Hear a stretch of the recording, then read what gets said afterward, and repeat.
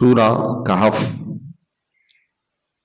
15واں سپارہ بالکل اختتام کو پہنچا ہے اور اس کے سیکنڈ لاسٹ رکوع سے حضرت موسیٰ علیہ السلام اور حضرت سیدنا خضر علیہ السلام کا تذکرہ شروع ہوا۔ 2 ہفتے تقریباً ہو گئے ہیں یہ رکوع شروع ہوا اور اس کی مختصر تفسیر لے کے میں آپ کے سامنے عرض کر رہا ہوں۔ خلاصہ اب تک کا کہ حضرت موسیٰ علیہ السلام خطاب فرما رہے بنی اسرائیل میں، اور خطاب کے دوران یا اس کے اختتام پر ایک شخص نے ان سے پوچھا کہ اس وقت روئے زمین پر زیادہ علم والا کون ہے؟ حضرت موسیٰ علیہ السلام نے تذکرہ فرماتے ہوئے فرمایا میں ہوں۔ جب یہ بات آئی تو اللہ کی طرف سے وحی آئی کہ آپ سے زیادہ ایک علم والا بندہ اور موجود ہے، یعنی اللہ تعالیٰ نے ہر علم والے پر ایک علم والا رکھا۔ اب جب یہ بات آئی تو حضرت موسیٰ علیہ السلام نے فوراً بارگاہ الہی میں عرض کی کہ مولا میں اس سے اس کا علم سیکھنا چاہتا ہوں۔ تو ضروری نہیں کہ انسان کے پاس بیک وقت سارا علم ہو، وہ کسی ایک عنوان پر ماہر ہو سکتا ہے لیکن کسی دوسرے تیسرے چوتھے عنوان پر اس کے علم میں کمی ہو سکتی۔ اب حضرت موسیٰ علیہ السلام کو بھیجا گیا، ٹھیک ہے آپ جائیے اور 2 سمندروں کے سنگم پہ آپ کی ہمارے اس بندے سے ملاقات ہوگی جس کا تفسیر میں نام حضرت سیدنا خضر علیہ السلام آتا ہے۔ اب حضرت خضر علیہ السلام نبی ہیں یا ولی ہیں؟ تو جمہور علماء اس بات کے قائل ہیں کہ حضرت خضر بھی نبی ہے، کیونکہ ایک نبی سے فیض یا علم لیتا ہے، یہ مناسب نہیں کہ ایک نبی غیر نبی سے سیکھے۔ تو اس بات پر علماء اس بات کے قائل ہیں کہ حضرت خضر بھی نبی ہے۔ حضرت خضر علیہ السلام کی تلاش میں اپنے شاگرد حضرت یوشع بن نون کے ساتھ چلے، اور چلتے ہوئے مچھلی ایک بھنی ہوئی ساتھ تھی وہ لے چلے، تھوڑی تھوڑی کھاتے رہے، آدھی مچھلی تقریباً ایک سائیڈ کی کھا چکے تھے، ایک جگہ ٹھہرے، حضرت موسیٰ تھکاوٹ کی وجہ سے سوئے، وہ کھائی ہوئی بھنی ہوئی مچھلی زندہ ہو کر سمندر میں اتر گئی۔ یہ معجزہ تھا۔ اللہ تعالیٰ اسی طرح ہمارے مرنے کے بعد دوبارہ زندہ کرنے پر ہمیں قادر ہے، اور ہمارے اجزاء ادھر ادھر ہو چکے ہوں گے، اس کے باوجود وہ اس بات پر قادر ہے کہ وہ دوبارہ زندہ فرما دے گا۔ حضرت موسیٰ علیہ السلام آگے گئے، خیال آیا بھوک لگی ہے، تھکاوٹ ہوئی، یوشع علیہ السلام سے کہا بھئی مچھلی دو، کہا حضور وہ تو وہاں نکل گئی، فرمایا وہی جگہ تو ہے ہم تلاش کر رہے ہیں۔ پھر پلٹ کر آئے تو دیکھا سمندر میں ایک ہال نما بنا ہوا ہے، یا اس کے ذریعے ایک راستہ بنا ہوا ہے، اور وہ چل کر جب وہاں پہنچے تو حضرت خضر وہاں بیٹھے ہوئے۔ حضرت خضر علیہ السلام کے بارے میں تفسیر میں آتا ہے کہ جب وہ گئے وہاں پر تو صورتحال یہ تھی کہ ایک سفید چادر تھی جو انہوں نے سر پر بھی اوڑھ رکھی تھی، اور اتنی بڑی تھی کہ پاؤں کے نیچے بھی وہ دبا رکھی تھی، اور وہ چادر اوپر کی طرف ڈھکی ہوئی تھی، یعنی وہ ذکر و فکر میں مصروف تھے۔ حضرت موسیٰ علیہ السلام نے جا کر سلام پیش کیا تو انہوں نے وعلیکم السلام کہا، اور کہا کہ آپ بنی اسرائیل کے موسیٰ ہیں؟ تو فرمایا ہاں۔ اب بظاہر دیکھا نہیں ہے لیکن وہ موجود ہے۔ حضرت خضر علیہ السلام کون ہیں؟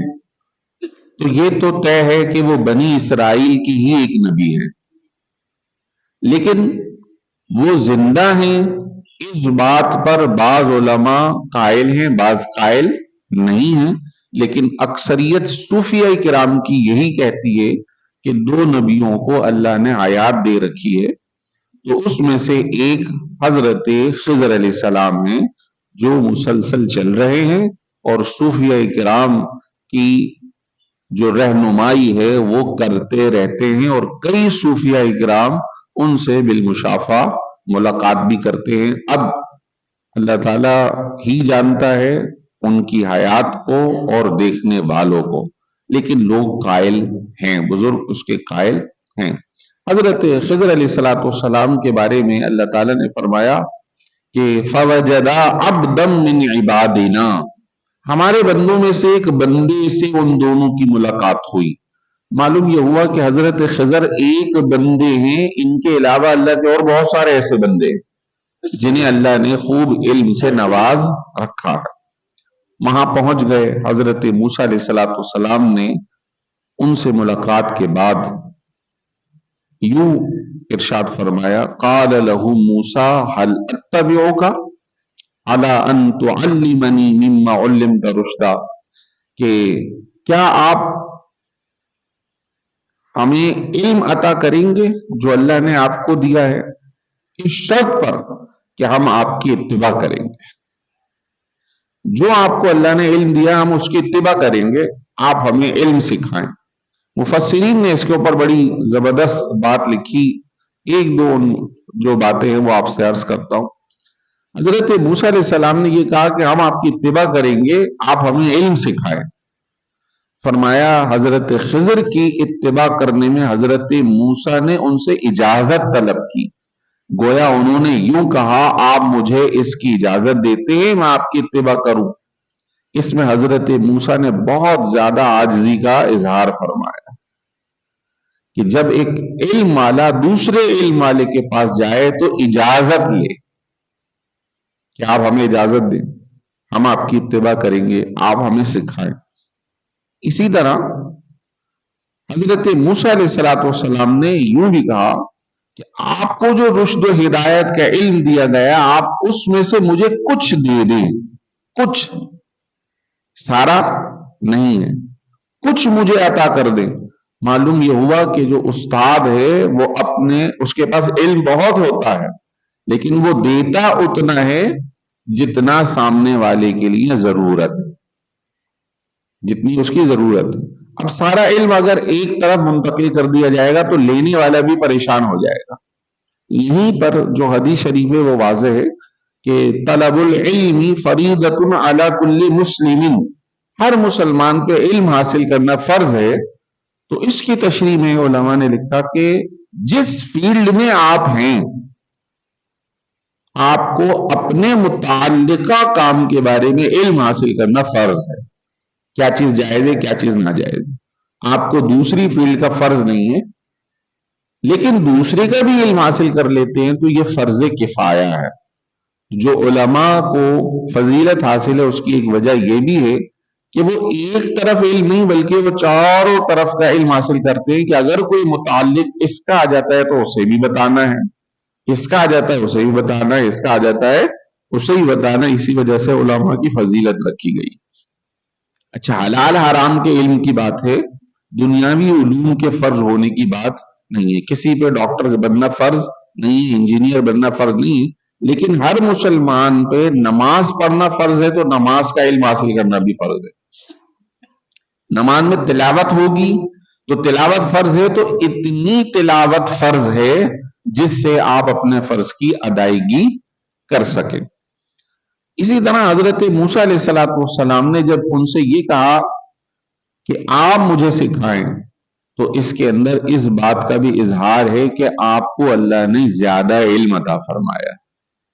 اچھا، اب حضرت موسیٰ خود معزز نبی ہیں، مکرم نبی ہیں، کلام انہیں ملا ہے، اللہ سے کلام کرنے کا شرف ملا ہے، تو اس آیت کی وضاحت اس واقعے سے ہو جاتی ہے کہ تلک الرسل فضلنا بعضهم علی بعض، یہ سارے رسول ہیں، معزز ہیں، لیکن ایک بعض کو بعض پر فضیلت ہے، یعنی اس کا مطلب بعض چیزوں میں کسی کو فضیلت ہے، بعض میں کسی کو فضیلت ہے۔ تو اس علمی کیفیت میں حضرت خضر کو حضرت موسیٰ پہ فوقیت حاصل ہو گئی۔ لیکن اس کے علاوہ دیگر معاملات میں حضرت موسیٰ کو حضرت خضر پہ فوقیت حاصل ہے کہ انہیں ہم کلام ہونے کا شرف حاصل ہے، اور ان تمام نبیوں میں اللہ تعالیٰ نے ہمارے نبی کو سب سے زیادہ فوقیت اور مرتبہ عطا فرمایا۔ کلام بھی ہے، علم بھی ہے، مقام بھی ہے، اور اتباع میں بھی سارے نبی حضور علیہ الصلوۃ والسلام کے تابع دار ہیں۔ سبحان اللہ، آپ پر ایمان لانے کے ان سے عہد لیے گئے کہ بھئی وہ آ جائیں تو آپ ان پر ایمان لے آنا، ان کی مدد کرنا۔ سبحان اللہ۔ تو اس پر ہمیں اللہ کا شکر ادا کرنا چاہیے کہ اللہ نے ہمیں ایسے معزز نبی کی امت میں داخل فرمایا ہے، الحمدللہ۔ حضرت موسیٰ علیہ الصلوۃ والسلام نے جب یہ بات کہی کہ آپ مجھے علم دیں، تو حضرت خضر علیہ السلام نے ان سے کہا، قال انک لن تستطیع معی صبرا، آپ میرے ساتھ ہرگز صبر نہیں کر سکیں گے، آپ میرے ساتھ ہرگز صبر نہیں کر سکیں گے۔ وَكَيْفَ تَصْبِرُ عَلَى مَا لَمْ تُحِطْ بِهِ خُبْرًا، اور آپ اس چیز پر کیسے صبر کر سکیں گے جس کا آپ کے علم نے احاطہ کیا ہی نہیں ہے۔ آپ کے علم میں وہ بات نہیں ہے، آپ کے علم اس کو احاطے میں لیے ہوئے نہیں ہے، تو جب میں وہ بات کر رہا ہوں گا تو آپ اس پہ صبر نہیں کر سکیں گے۔ کیسے کر سکتے ہیں آپ؟ حضرت موسیٰ نے منع نہیں کیا بلکہ یہ بات کہی، قال ستجدنی انشاء اللہ صابرا، انشاء اللہ، اپنی بات کو اللہ کی طرف پھیر دیا۔ یہی بزرگوں کا طریقہ ہے، اپنی ذات پہ کبھی بھی مت لو۔ انشاءاللہ آپ مجھے صبر کرنے والا پائیں گے، آپ مجھے انشاءاللہ صبر کرنے والا پائیں گے۔ اس سے پتہ چلتا ہے بزرگوں کی تعلیم بھی یہی ہے، اپنی ذات پہ بھروسہ مت کرو، اللہ کی ذات پہ بھروسہ کرو۔ کوئی کام کرنا ہو، کوئی مقصد پورا کرنا ہو، کسی چیز کو حاصل کرنا ہو، کوئی کام کے لیے جانا ہو، تو اس سے پہلے انشاءاللہ کہہ لو۔ یہ بزرگوں کا طریقہ ہے۔ ایک موقع پہ یہ آیت اسی سورہ کہف میں پہلے آ چکی ہے، میں نے عرض کی تھی کہ آپ صلی اللہ علیہ وسلم سے سوال کیا گیا تھا کہ آپ بتائیے یہ کہف والے کون ہیں، ذوالقرنین کون ہیں؟ تو حضور پہ وحی آ رہی تھی، آپ نے کہا میں کل بتا دوں گا، آپ نے انشاءاللہ نہیں فرمایا۔ 15 دن گزر گئے، لوگ اعتراضات کرنا شروع ہو گئے، ان کے رب نے انہیں چھوڑ دیا۔ تو اللہ تعالیٰ نے 15 دن کے بعد سورہ کہف اتاری، یہی سورت، اور پھر فرمایا اے حبیب آپ انشاءاللہ کہہ دیتے۔ اچھا اب حضور کیوں بھول گئے؟ یہ ہماری تعلیم کے لیے، کیونکہ حضور نے فرمایا میں بھولتا نہیں ہوں بلکہ مجھے بھلایا جاتا ہے، مجھے بھلایا جاتا ہے تاکہ بعد میں آنے والوں کے لیے اس میں پریکٹس مل جائے، تعلیم مل جائے کہ آپ کو کیا کرنا ہے۔ تو انشاءاللہ کہنا کبھی بھی نہیں بھولنا چاہیے۔ انہوں نے کہا جی انشاءاللہ آپ مجھے صبر کرنے والا پائیں گے۔ وَلَا أَعْصِي لَكَ أَمْرًا، اور میں آپ کے کسی معاملے میں نافرمانی نہیں کروں گا، جو آپ کہیں گے مان لوں گا۔ لیکن حضرت خضر کا جو جملہ تھا وہ بہت اہم تھا۔ بسا اوقات انسان کسی حد تک جانتا ہے لیکن کوئی ایسا کام ہوتا ہے جو اس کے علم کے مطابق نہیں ہوتا تو وہ اسے عجیب محسوس کرتا ہے، لیکن ضروری نہیں ہے کہ وہ غلط ہو۔ تو حضرت خضر نے اسی بنیاد پہ انہیں یہ بات کہی تھی۔ حضرت موسیٰ علیہ السلام نے جب یہ کہہ دیا کہ آپ مجھے صبر کرنے والا پائیں گے تو حضرت خضر نے پھر ایک جملہ کہا، قال فَإِنِ اتَّبَعْتَنِي فَلَا تَسْأَلْنِي عَنْ شَيْءٍ حَتَّى أُحْدِثَ لَكَ مِنْهُ ذِكْرًا، اگر آپ میری اتباع کریں گے تو کسی معاملے میں آپ مجھ سے سوال نہیں کریں گے، اعتراض نہیں کریں گے، حتیٰ کہ میں آپ کو خود اس کی وضاحت کر دوں گا۔ بسا اوقات ہم کسی کو بتا رہے ہیں تو وہ اس پر اعتراض شروع کر دیتا ہے، کسی بات کو سن رہے ہوتے ہیں تو فوراً ذہن کے اندر ایک خیال آنا شروع ہو جاتا ہے۔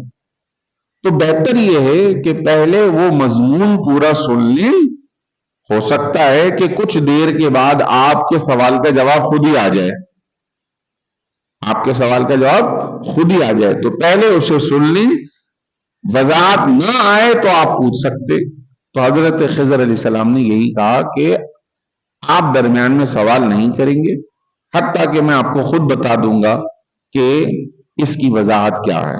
اب ہوا کیا؟ 3 واقعات رونما ہوئے۔ اب یہ صرف ایک واقعے کا تذکرہ کر رہا ہوں۔ فانطلقا، دونوں کی ملاقات ہو گئی، مل گئے، آپس میں عہد و پیما ہو گیا، میں صبر کروں گا۔ اب دونوں چلے۔ تذکرہ 2 کا ہے لیکن حضرت یوشع علیہ السلام بھی ساتھ میں، تو یہ 3 ہیں، لیکن کیونکہ مرکزی افراد 2 تھے تو 2 کا تذکرہ، دونوں چلے۔ حتی اذا رکبا فی السفینۃ خرقها، حتیٰ کہ جب وہ دونوں ایک کشتی میں سوار ہوئے تو حضرت خضر نے کشتی کو چیر دیا، اس کا تختہ توڑ دیا۔ قال اخرقتها لتغرق اهلها لقد جئت شيئا امرا، حضرت موسیٰ سے برداشت نہ ہوا، فوراً بول پڑے، فوراً بولا کیا آپ نے اس کو اس لیے توڑ دیا ہے اس میں جتنے سوار ہیں سب ڈوب جائیں؟ یہ تو آپ نے بہت ہی خطرناک کام کیا۔ قال الم اقل لك انك لن تستطيع معي صبرا، حضرت خضر نے کہا میں نے کہا نہیں تھا آپ میرے ساتھ صبر نہیں کر سکیں گے۔ اب حضرت موسیٰ کو اپنی بات یاد آئی۔ قال، انہوں نے کہا لا تؤاخذنی بما نسیت، میری گرفت نہیں کیجیے جو میں بھول گیا ہوں، عہد بھول گیا، آپ مجھے گرفت نہ کریں۔ ولا ترہقنی من امری عسرا، اور میرے مشن کو، میرے مقصد کو مجھ پر دشوار نہ کیجیے، کچھ نرمی فرمائیے۔ یعنی استاد اگر بات شاگرد کی کچھ ایسی دیکھے تو وہ سختی کر سکتا ہے، لیکن شاگرد کو چاہیے کہ وہ ریکویسٹ فوراً کر لے، معاف کیجیے اب نہیں کروں گا۔ پھر حضرت خضر علیہ السلام نے ان کی بات کو درگزر کیا، پھر دوسرا واقعہ شروع ہو گیا۔ اب وہ جو کشتی تھی کیوں چیری گئی، اس کی کیا وضاحت ہے، پھر آگے کے 2 واقعات کیا ہیں، آئندہ ہم سبق میں سنیں گے۔ آج کی شب کے اعتبار سے 1-2 باتیں، جیسے نوافل کا اہتمام کا اعلان ابھی میں نے کیا، فرض و واجب نہیں ہے، اصل تو فرض نماز فرض ہے، نوافل بہتر یہی ہے کہ جس میں آپ کو زیادہ سکون اور اخلاص کی کیفیت ملے وہ کیا جائے۔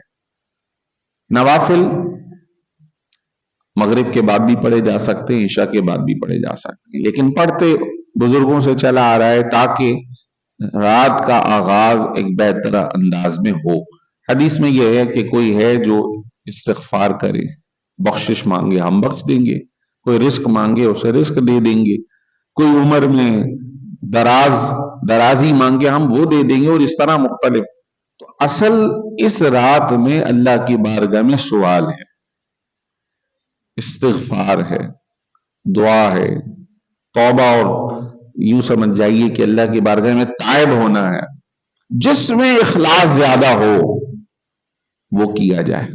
بس اوقات تنہائی میں ہوتے ہیں تو غفلت کا شکار ہو جاتے ہیں، مجمع میں ہوتے ہیں تو اس میں رغبت رہتی ہے، تو اس وجہ سے یہ اہتمام کیا جاتا ہے۔ اسی طرح آج کی شب قبرستان جانا لازم یا فرض نہیں ہے، بہت سارے لوگ اس کو فرض سمجھتے، نہیں گئے تو کچھ بھی، ایسا نہیں۔ آپ کو ابھی موقع ہے، آپ ابھی چلے جائیں، کل چلے جائیں۔ آپ صلی اللہ علیہ وسلم تشریف لے کے گئے، آپ چاہیں رات کو لے جائیں، بالکل انکار بھی صحیح نہیں ہے اور بالکل اس کو فرض سمجھنا بھی صحیح نہیں ہے۔ قبرستان جاتے ہیں، ابھی اس وجہ سے عرض کر رہا ہوں کہ بہت سارے لوگ عشاء کے بعد درس ہوگا تو بیٹھیں گے ہی نہیں، بھئی جانا ہے، فرض ہے، واجب ہے، نکل گئے۔ قبرستان جاتے ہیں، کھانا پکا کے لے جاتے ہیں، قبرستان میں ادھر ادھر بانٹ رہے ہوتے ہیں۔ آپ اپنے کھانے اور اپنی چیزوں کا حال صبح فجر کے بعد جا کے دیکھیے۔ یہ جتنے بھیک مانگنے والے ہوتے ہیں وہ صرف موسمی ہیں، انہیں آپ کے کھانے دانے لنگر کی کوئی قدر نہیں ہے، وہ سب پھینک دیتے ہیں ادھر ادھر، انہیں آپ کے پیسوں سے غرض ہے، آپ انہیں پیسہ دیں، وہ سارا کھانا آپ صبح چلے جائیں کتے بلی کھا رہے ہوں گے۔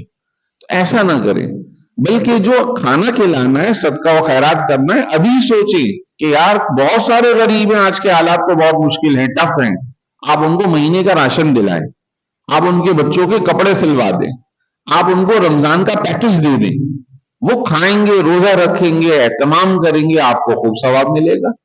اللہ تعالیٰ سے دعا ہے اللہ ہمیں عمل کی توفیق عطا فرمائے۔